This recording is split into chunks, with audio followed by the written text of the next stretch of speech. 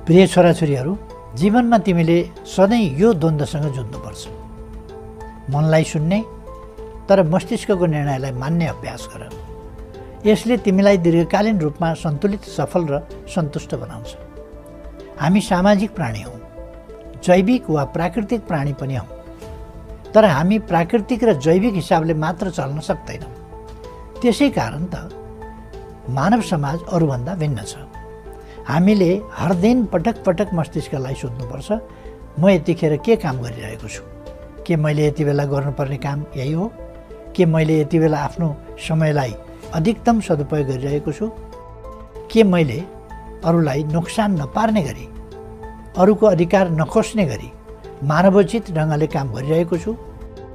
मैले यति बेला गरिरहेको कामले कसैको अधिकार कुण्ठित भइरहेको छ कि? अरूको अधिकार वा सम्पत्ति हरण गर्ने काम भइरहेको छ कि? यति प्रश्न गरिसकेपछि र दिमागले सकारात्मक जवाब दिइसकेपछि बल्ल हामीले त्यस कामलाई निरन्तरता दिनुपर्छ।